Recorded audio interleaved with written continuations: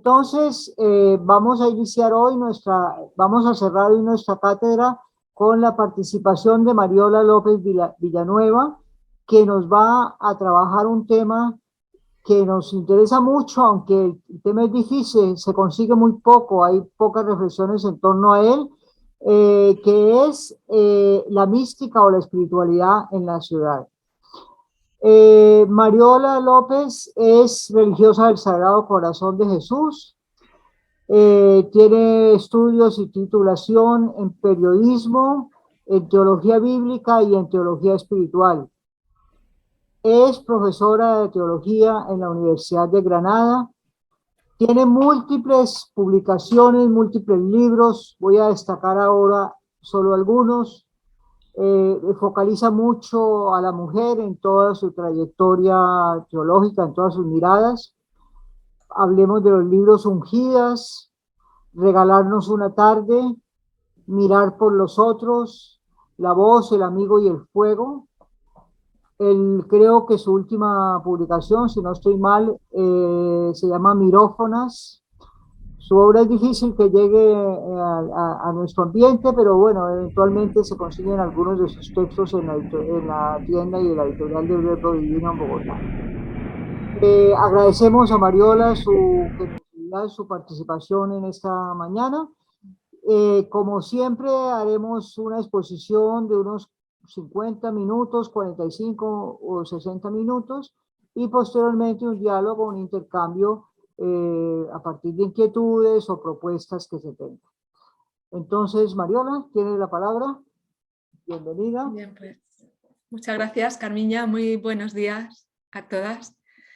Es un gusto para mí contactar con Colombia, aunque veo que hay gente también desde España, desde Chile, porque en el 2008 mis hermanas, que está aquí Marta Eugenia, me llevaron allá y tuve la suerte de conocer ese precioso país. Y así que con gusto pues comparto y también de participar en esta cátedra de espiritualidad, de teología feminista. Vamos a empezar, pensaba, como estamos a las puertas del Adviento, nos ha tocado en este sábado, pues voy a empezar compartiendo una canción, poder decir juntas también ese Maranatá y poder decirlo, como decía Carmiña, ¿no? Poder decirlo sobre cada ciudad, ¿no? Sobre cada casa y esperar juntas el modo nuevo en que este año el Señor nos visita. Voy a ver si puedo... Espera, que lo tengo que abrir un poco yo primero y creo que ya os lo puedo poner. Maranatá, Maranatá, ven Señor Jesús. Maranatá, Maranatá, ven Señor Jesús. Ven Señor a visitarnos, ven a ser nuestra alegría, ven y habita entre nosotras, ven y enciende nuestra vida. Ven Señor a visitarnos, ven a ser nuestra alegría, ven y habita entre nosotras, ven y enciende nuestra vida.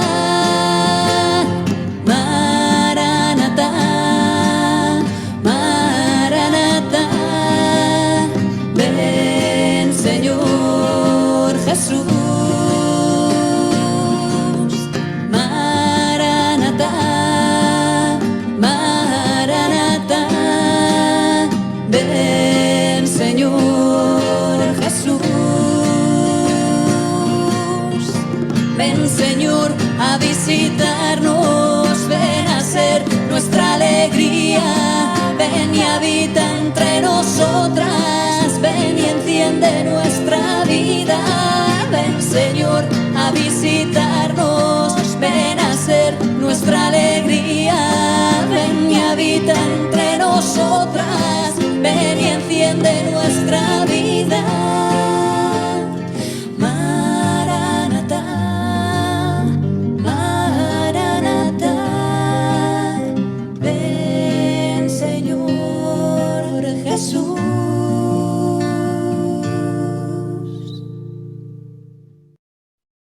Muy bien, pues con esta petición, que venga allí donde estamos cada una, en la necesidad de cada una de nuestros pueblos. Pues quiero empezar con una entrevista que le hicieron a una antropóloga norteamericana, Mary Bateson. Ella fundó una asociación de ayuda a personas mayores y a ella le preguntan qué ve al mirar su vida. ¿Qué ve? Ella dice: nuestra vida es como una obra de arte. Imagine su vida como un cuadro inacabado. Cada una da respuestas a lo inesperado, a lo que va sucediendo, y así con pinceladas, cuyo sentido último desconocemos al darlas, componemos esa obra de arte. Una sigue un plan, aunque sea un secreto incluso para una misma. Todo tiene un sentido si sabemos encontrarlo. Somos lo que estamos dispuestas a aprender. Pues me quedaron las palabras de esta antropóloga, esa obra de arte que es cada una de nuestras vidas, en el momento vital en el que estamos, y esa capacidad de seguir aprendiendo juntas, de poder aprender unas de otras y de esas mujeres de luz que nos acompañan. Hoy vamos a ver a una de ellas. Yo he disfrutado mucho las genealogías femeninas de Carmiña, toda esa en la historia de la espiritualidad, todo lo que ella va recogiendo. Y necesitamos, como en esa sororidad, aprender, seguir aprendiendo unas de otras. Os voy a compartir, muy bien, pues para esta invitación de mística en la ciudad. Os he puesto una foto de Bogotá y otra de Granada, que es donde yo vivo, y el metro de Madrid. Pues vamos a recorrer qué nos ayuda a vivir nuestra experiencia mística, nuestra experiencia de la vida con mayúsculas en medio de la ciudad. Le preguntaron una vez a un especialista en estos temas, ¿qué entiende usted por una persona mística? Y decía: aquella que no deja de caminar. Mantenernos en este viaje de la vida en constante camino, en constante peregrinación. Me gusta ponerle a mis alumnos, cuando voy a dar un curso de espiritualidad, pues una imagen como esta, ¿no? Y decirles que también podríamos decir nosotras qué nos evoca esta imagen. Nos evoca silencio, quietud, presencia, profundidad. Podríamos decir un lugar donde sería accesible la experiencia de Dios. Y tenemos también esta otra imagen en un mercado lleno del bullicio de la gente. Y también ¿qué nos evoca esta imagen? Nos evoca cotidianidad, nos evoca nutrir la vida, pequeños encuentros. Y siempre les pregunto más a ellos, ¿dónde es más fácil encontrar a Dios? ¿Aquí o aquí? Me suelen decir que aquí es más fácil porque está uno como más a eso, a esa presencia. Y yo les digo que aquí es donde está más seguro, que aquí es donde tenemos acceso más directo a la experiencia de Dios, porque Él está en medio de la gente, un Dios con nosotros. Aquí somos invitadas a descubrirlo. Aquí lo encontraron una de las mujeres que vamos a ver hoy, en medio del mercado, en el metro, en el corazón de las ciudades. Decía Madeleine Delbrel: ¿de qué nos serviría encerrarnos tras unos muros que nos separasen del mundo si tú no estás más presente allí que en este estruendo de máquinas o en esta multitud de miles de rostros? Esto lo dice Madeleine antes de la eclosión del Vaticano II, en un momento en que la vida espiritual se veía como una vida aparte del trajín cotidiano de la vida del mundo. Y ella intuye ya, como mujer y desde su propia experiencia, que justo donde hay que descubrirlo, presentirlo, hacer experiencia de Dios, es en ese lugar habitado por rostros, allí donde están la mayoría de las personas día tras día. Nos dice el Papa Francisco, necesitamos reconocer la ciudad desde una mirada contemplativa, una mirada de fe que descubra al Dios que habita en sus hogares, en sus calles, en sus plazas. Habitar la ciudad, recuperarla, reconocerla desde esa mirada contemplativa que hace presente a Dios y al mismo tiempo lo descubre, lo adivina, lo encuentra allí donde no esperábamos encontrarlo.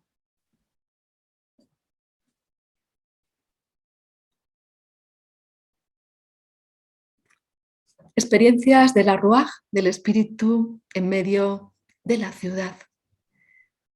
El verbo latino esperiri significa explorar viajando. Me gustó descubrirlo. Es una exploración, pero si estamos quietas no podemos descubrir. Se explora mientras se viaja, se explora mientras se camina. Para conocer algo, no simplemente de oídas, sino porque hemos ido en su busca, porque hemos estado en contacto vital con ello. Experiencias de Dios, explorarlo en medio de la vida, en la rutina, en lo cotidiano, en el corazón de las masas, tener contacto vital con aquello que vamos experimentando, explorar, viajando. Por eso es todo lo contrario a quedarnos paralizadas, a quedarnos quietas. Nuestra vida es un viaje, pues cómo vamos explorando el rastro de Dios, allí donde van nuestros pies.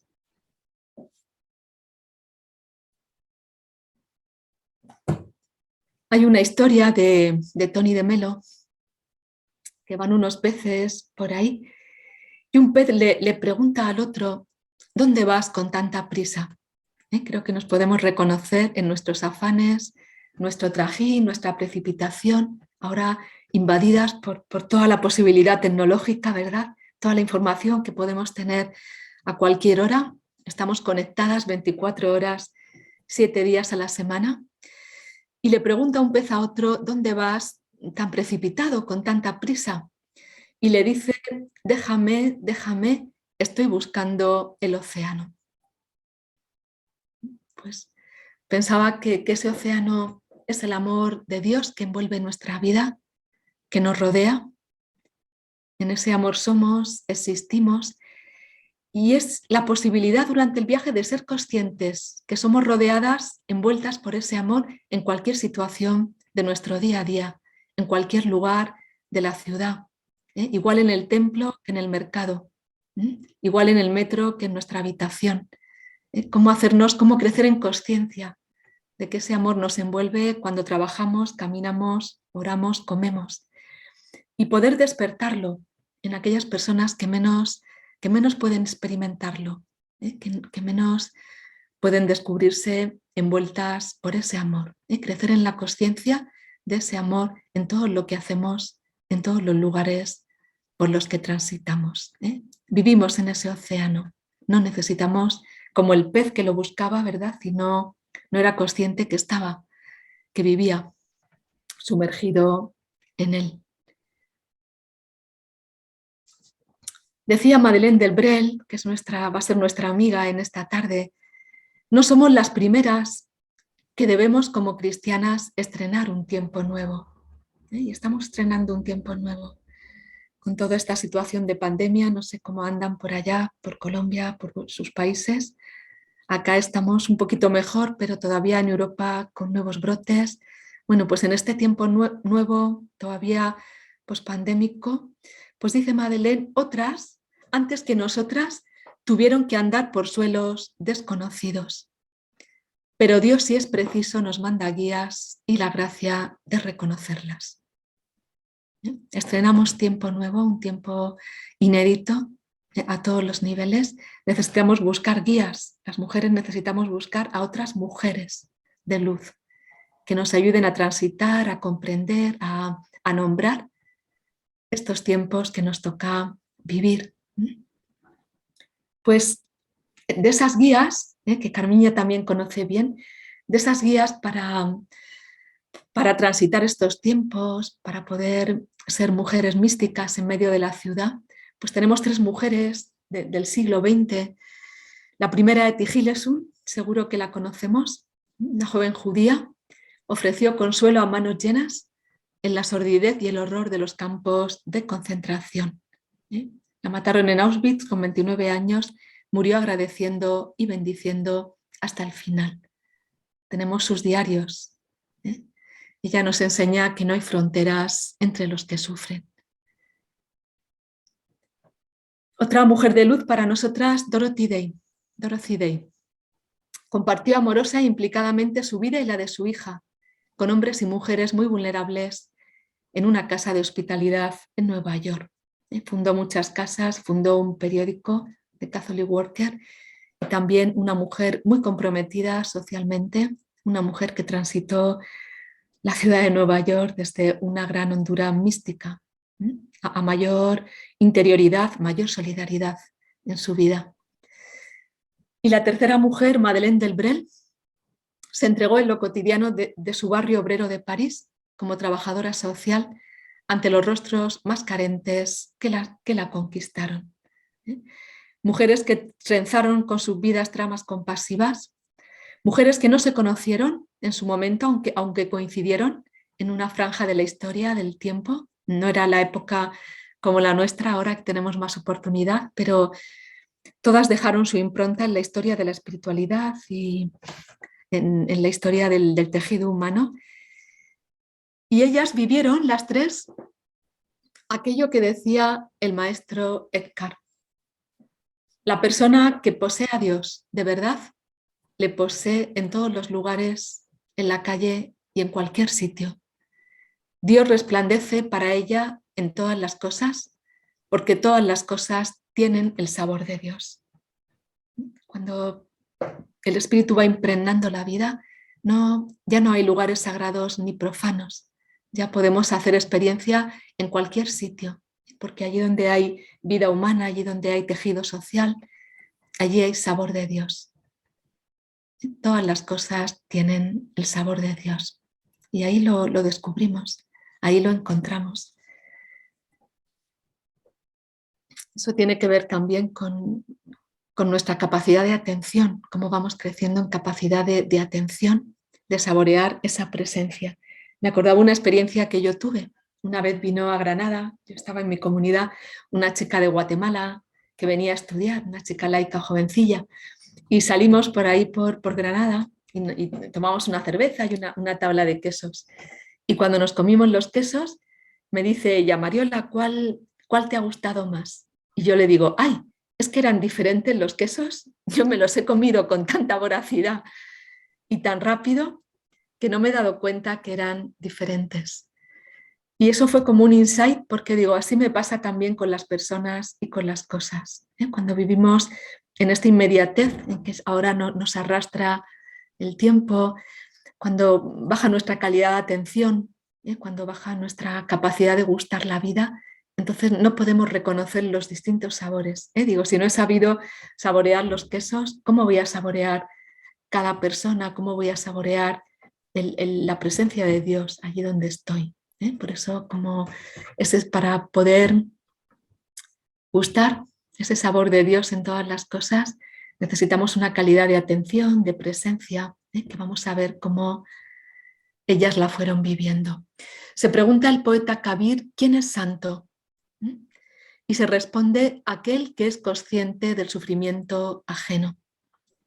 Parece una definición preciosa, ¿no? ¿Quién es una persona, podríamos decir hoy, mística? ¿Quién es una persona tomada, ¿no? Que va dejándose cada vez más tomar por el espíritu? Aquella que es consciente del sufrimiento ajeno.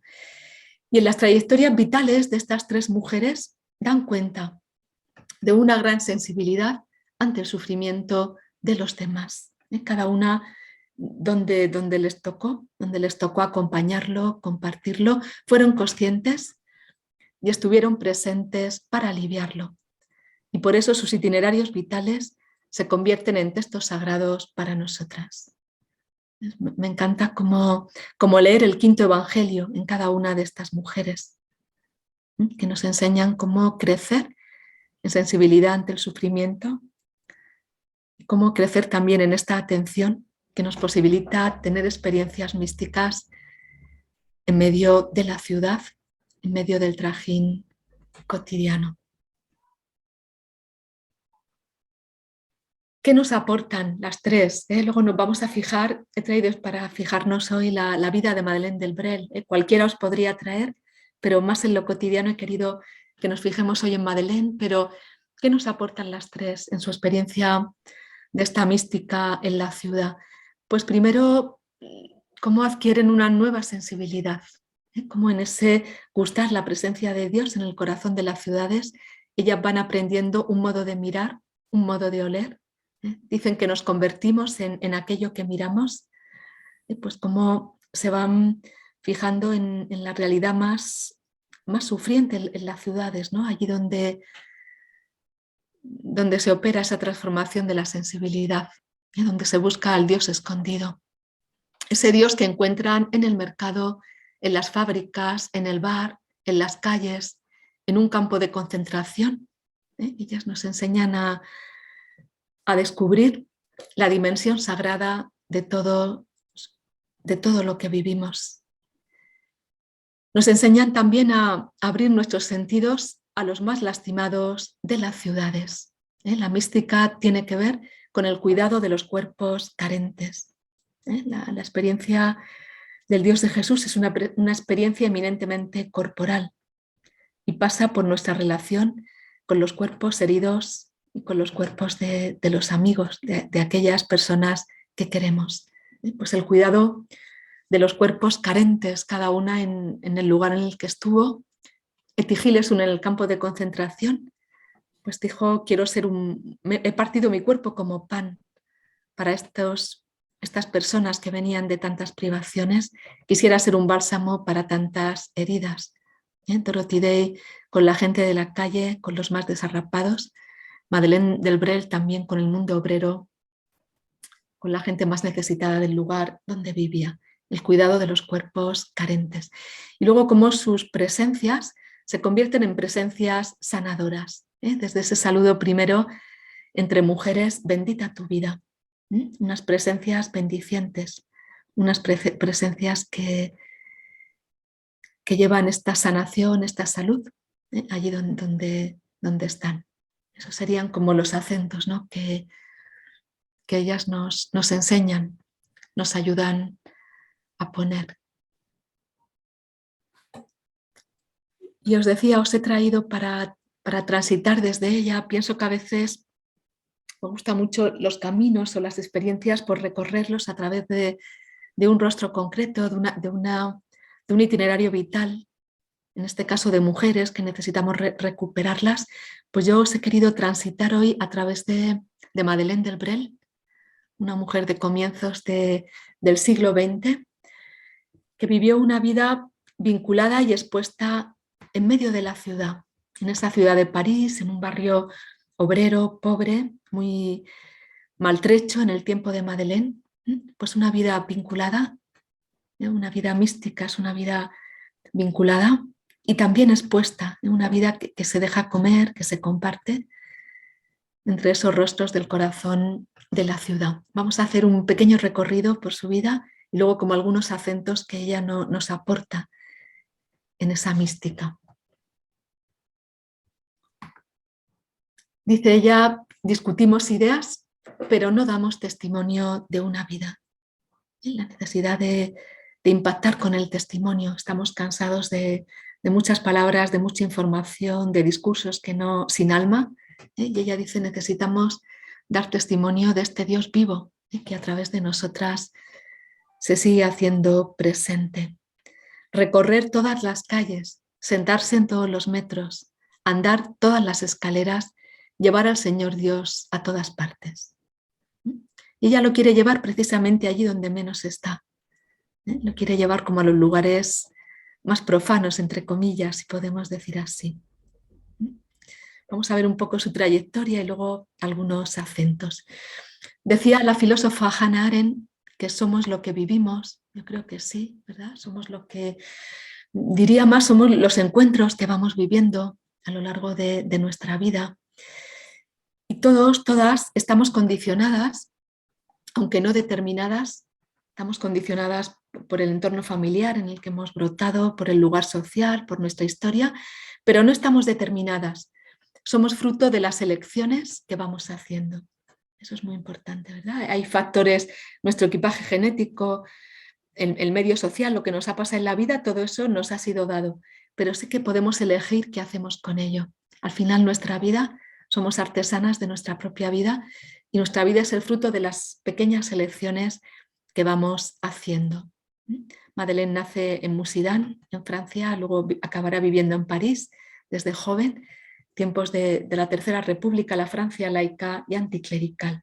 Y esto a ella la va a marcar y también va a ser un lugar oportuno, porque muchas veces los lugares menos religiosos, entre comillas, también se vuelven más oportunos para una nueva imagen de Dios, para abrir caminos. Pues dicen que tenemos 50 y 50 de nuestros padres, aunque a veces hay alguna parte de alguno de ellos que nos gustaría menos tener, pero es así. Sus padres, Jules y Lucille, presentan diferencias de clase entre sí. La madre viene de una sociedad más burguesa, el padre es un hombre autodidacta, acaba trabajando en los ferrocarriles franceses, pero le ha costado mucho. De su padre heredará Madeleine su creatividad, su gusto por la escritura, el amor a la aventura, un hombre que les hace cambiar a su familia. Ella es hija única y pasan por distintas ciudades hasta que por fin acaban en París por su trabajo en los ferrocarriles. De su madre hereda su sensibilidad, su delicadeza, una mujer paciente a la que el marido le hizo sufrir mucho. El padre entra en una disfunción psíquica y se acaban separando en el año 1936, que era casi impensable.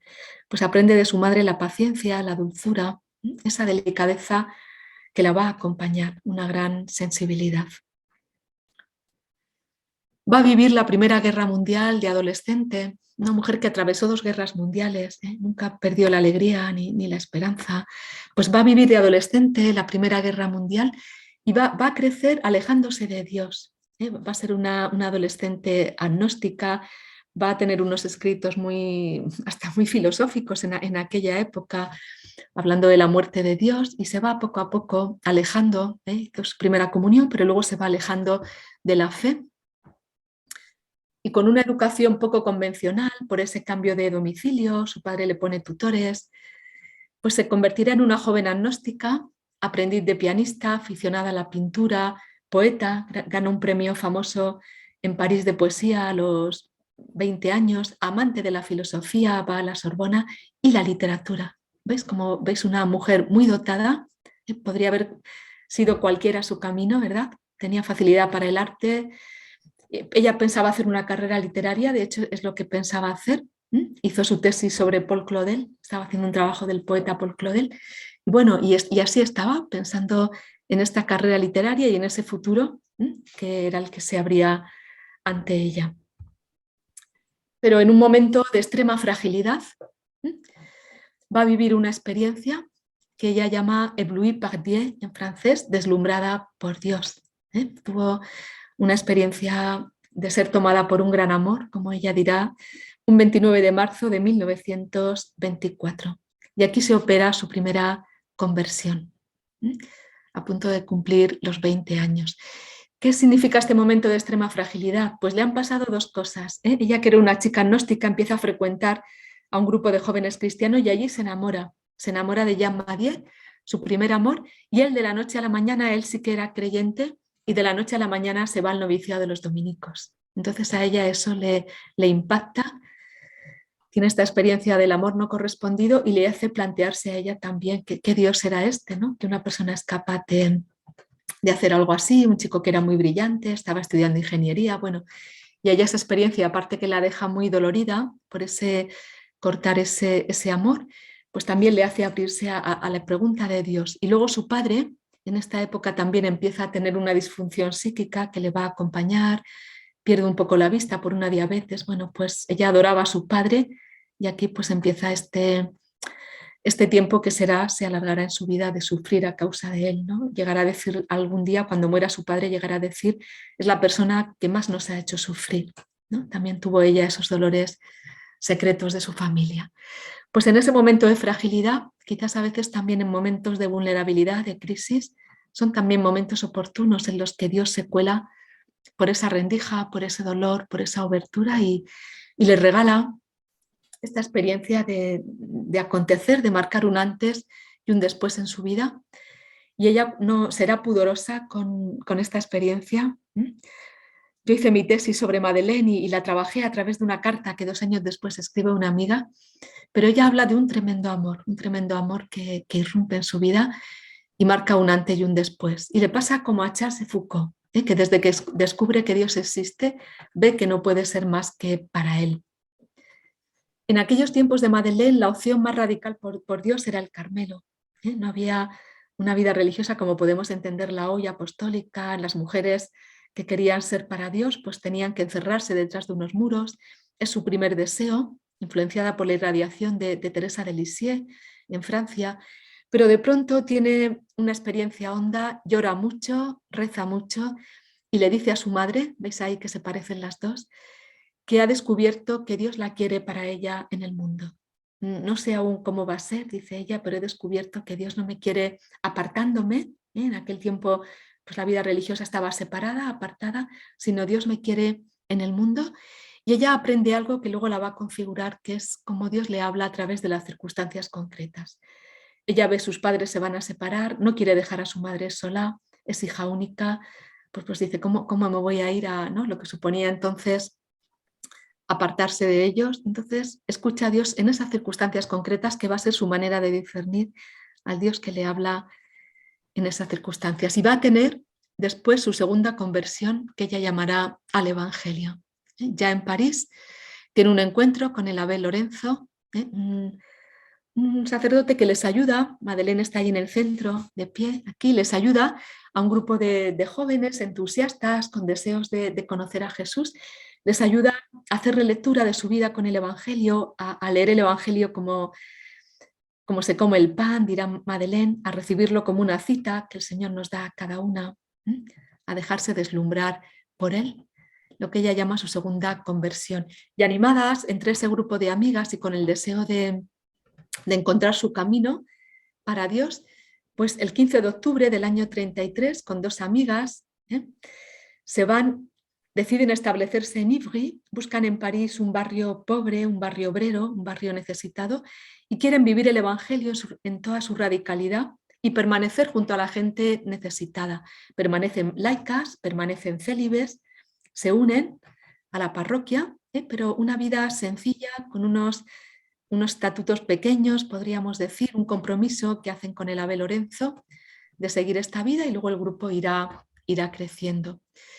El nombre que toman es la Caridad de Jesús, la Charité de Jésus, inspirada por entonces por Charles de Foucault, al que llaman el santo del desierto, que muere a principios del siglo XX, y que le va a marcar hondamente a Madeleine su vivencia espiritual, de esa levadura en la masa, esa manera de estar presente, irradiando más que haciendo.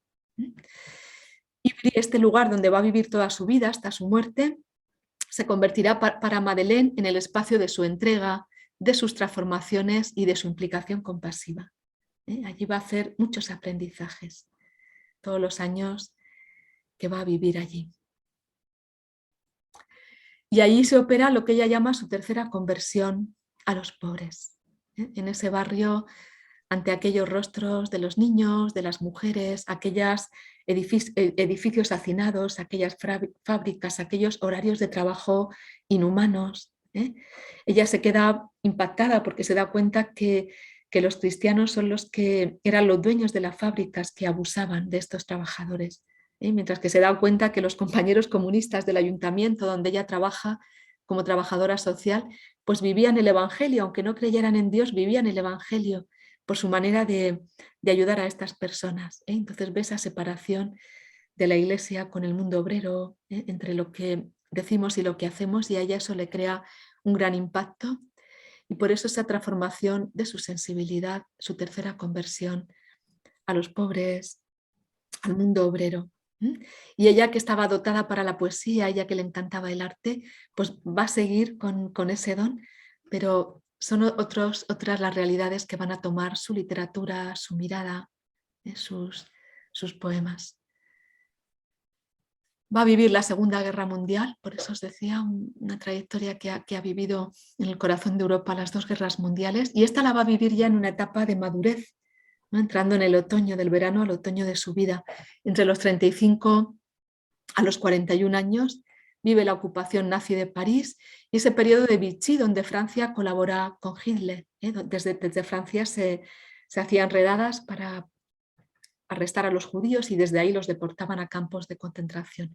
Pero ese periodo colaboracionista que Francia no ha podido reconocer casi hasta ahora, ella lo vive en el corazón de su barrio y realmente no conoció las condiciones de los ciudadanos judíos. Yo investigué porque este tema me coge mucho, pero muchas personas como Madeleine no eran conscientes de lo que estaban viviendo los judíos en ese momento del sufrimiento que estaban pasando.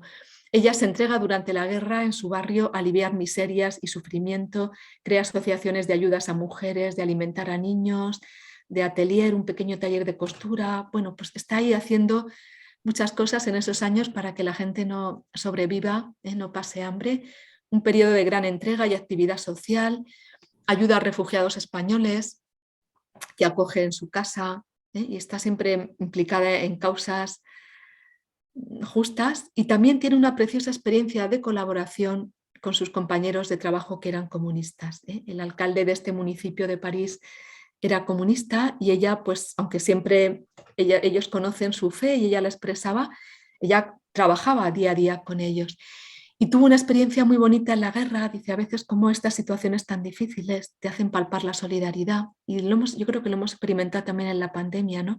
Como las circunstancias más difíciles nos hacen como caer en la cuenta de cuántos nos necesitamos, de esa interdependencia. Y ella vio la fecundidad, el fruto de poner a los más necesitados en el centro.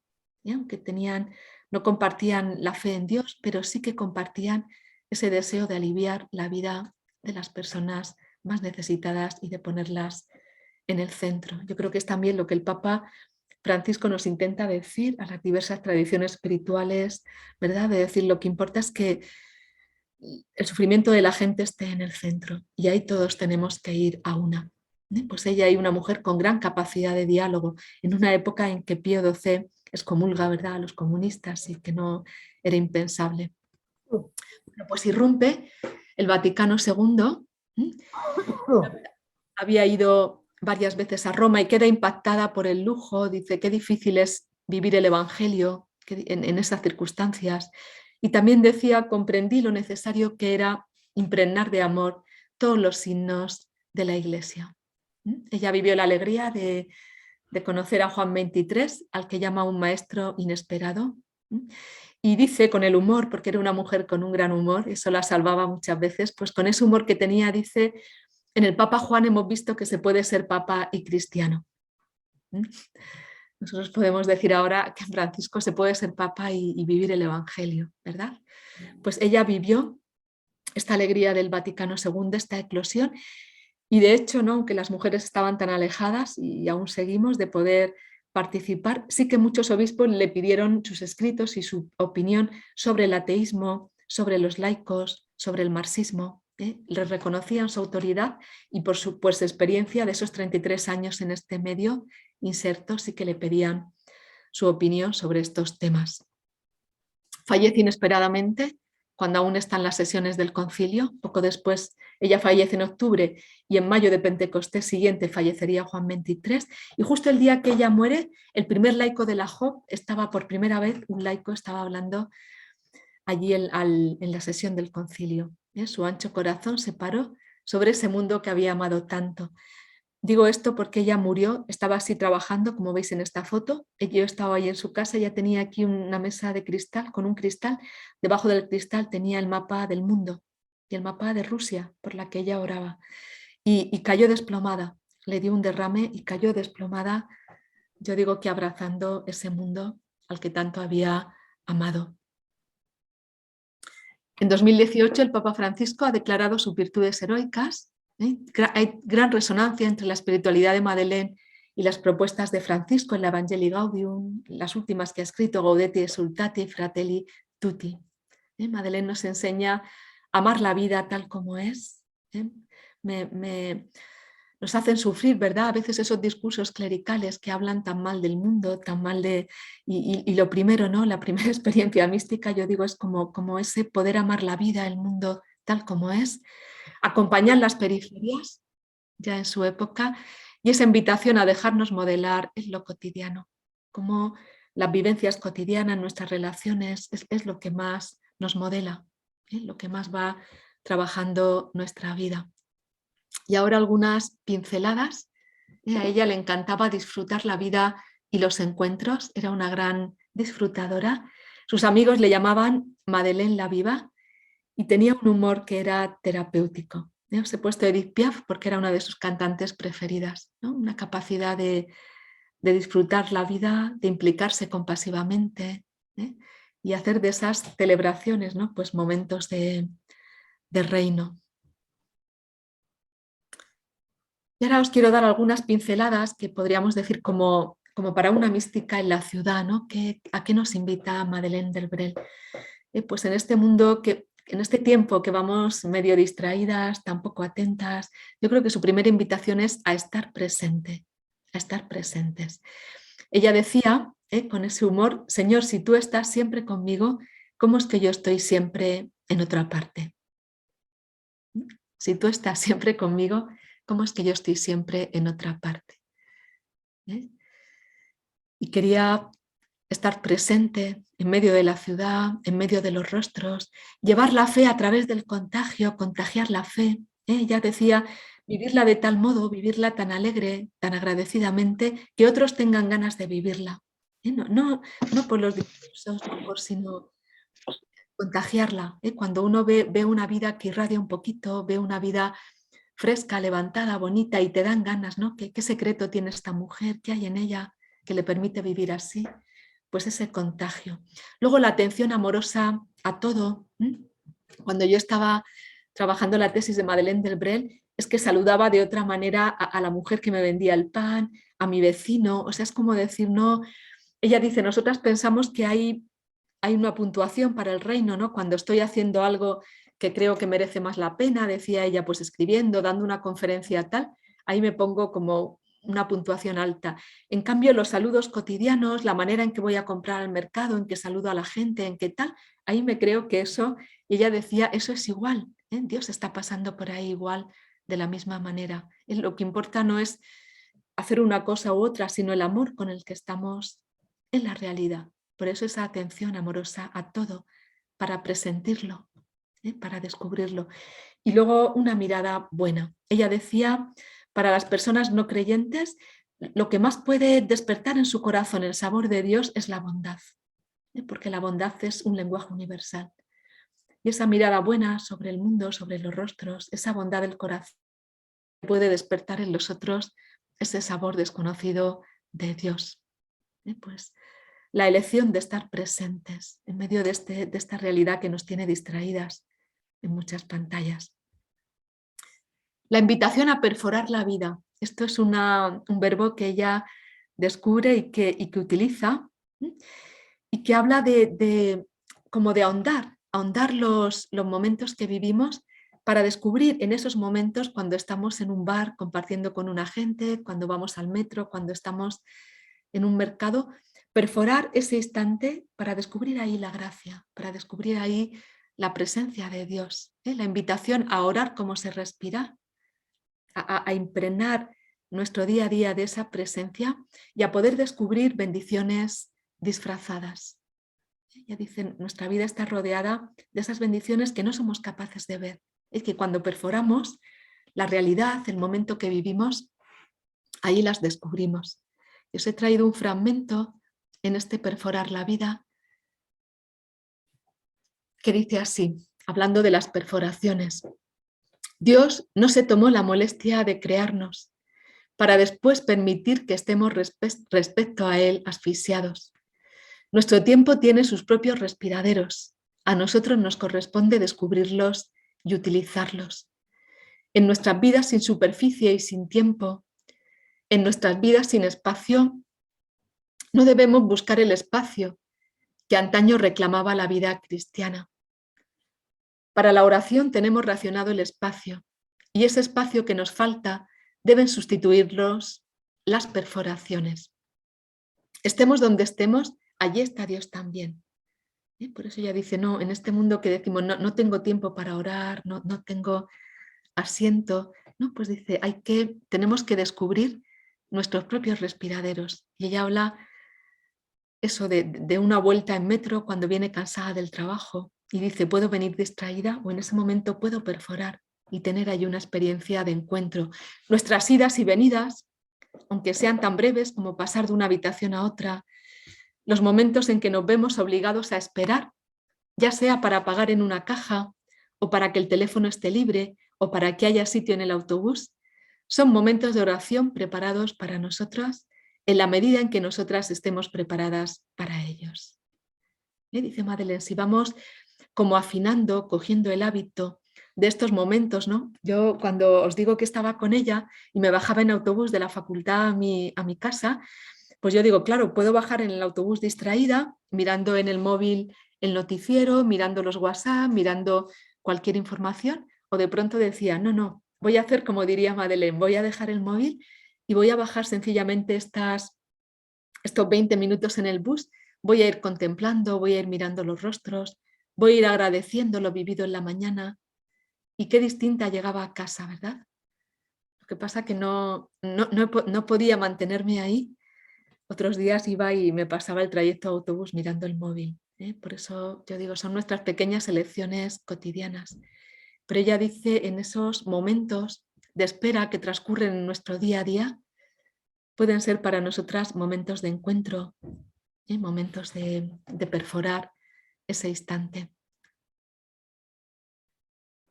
Otra invitación muy potente en su vida, os la he resumido mucho, pero como trabajadora social humanizó el trabajo social. Fue una mujer que desde la comunidad que crearon y otras que se abrieron, llegaron a abrir hasta en Costa de Marfil, en África. Fue una mujer que tejió vínculos allí donde estaba y que sabía de la importancia de estos vínculos para sanar la vida. Lo que hoy se trabaja como la resiliencia era lo que ella creaba en torno a sus compañeras, en su comunidad, vínculos reparadores. Hablaba ya en aquel tiempo de ser mujeres puente, mujeres que conectan mundos, mujeres que están ahí tendiendo la mano, y también la invitación a tener amigos entre los pobres. De hecho, hay una anécdota sobre ella que tenía en el cementerio de Ivry, que yo he visitado, pues ella enterró allí a su madre y tenía un hueco a su lado donde la iban a poner a ella, y al final ella cedió ese hueco a un amigo pobre que no tenía familia, que iba con frecuencia a la comunidad, ¿no? Y está allí con su madre. Pues ella practicó esa amistad entre los pequeños y pobres que la consideraban su amiga. Y fue una mujer que descubrió, ¿no?, el poder sanador de los vínculos. Yo creo que si algo necesita también este tiempo es eso, volver a recrear los vínculos que sostienen la vida, y en eso la energía femenina es muy necesaria, ¿verdad? Porque es ahí la que sabe tejerlos. El Evangelio en la piel, ella quería vivir su vida modelada por el Evangelio. Yo he tenido en sus manos este breviario, lo tenía totalmente pintado, totalmente escrito, anotados de muchos nombres, y ella decía que hay que leer el Evangelio como se va al mercado cuando se tiene hambre.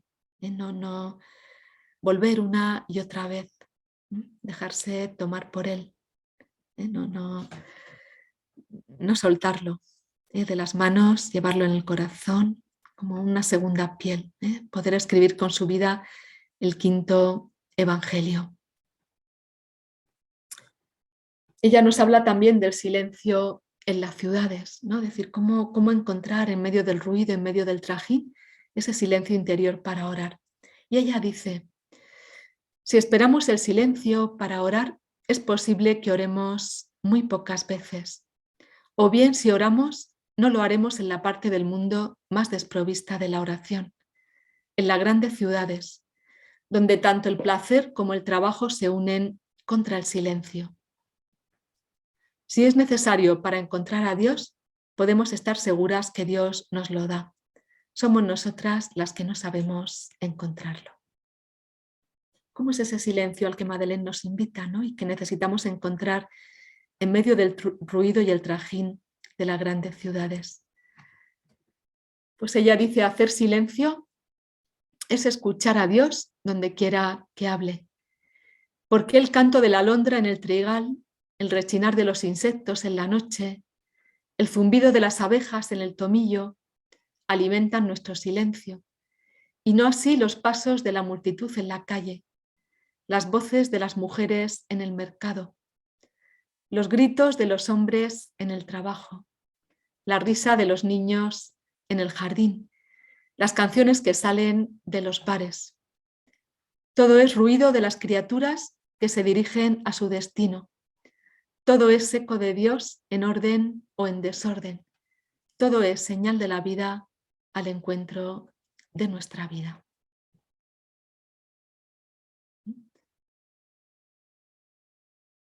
El silencio para Madeleine es más el acallamiento del ego y la atención a esa presencia de Dios que está en todo, en orden o en desorden. Señal de la vida al encuentro de nuestra vida. Esa vida que ella nos invita a vivir como una danza, como un baile. Tiene un poema hermoso, El baile de la obediencia, que dice: no tenemos que vivir nuestra danza como... No tenemos que vivir nuestra vida como un juego de ajedrez, ¿no? como vive un militar. Va diciendo cosas y al final dice vivirla como un baile, en los brazos de tu gracia, con los pasos de tu amor.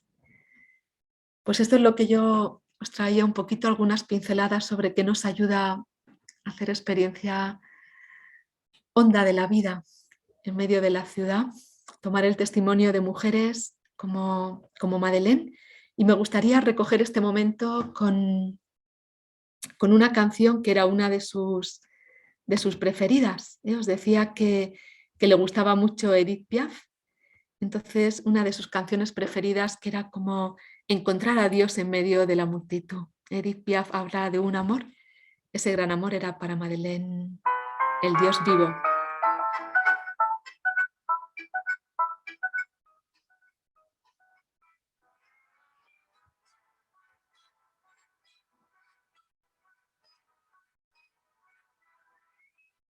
À la ville en fête et en délire, suffoquant sous le soleil et sous la toile, j'entends la musique, les cris, les rires, et que la terre rebondisse autour de moi, et perdu parmi ces gens qui me bousculent, étourdi, désemparé, je reste là.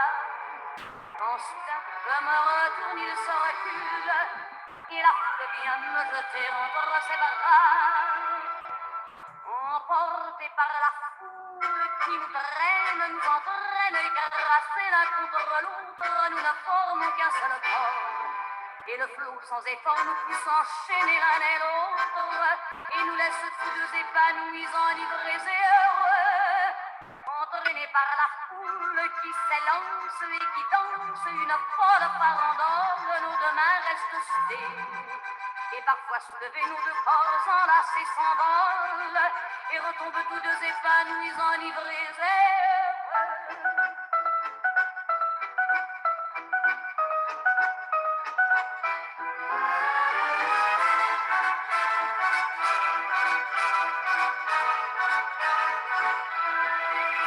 Et la joie que l'a poussée par son sourire me transperce et rejaillit au fond de moi. Mais soudain, je pousse un cri parmi les rires, quand la foule vient l'arracher d'entre mes bras. Emportés par la foule qui nous traîne, nous entraîne, nous éloigne l'un de l'autre, je lutte et je me débat. Mais le son de ma voix s'étouffe dans le rire des autres, et je crie de douleur, de fureur et de rage, et je pleure. Et traîné par la foule qui s'élance et qui danse, une folle farandole, je suis emporté au loin. Et je crispe mes poings maudissant la foule qui me vole, l'homme qu'elle m'avait donné que je n'ai jamais retrouvé.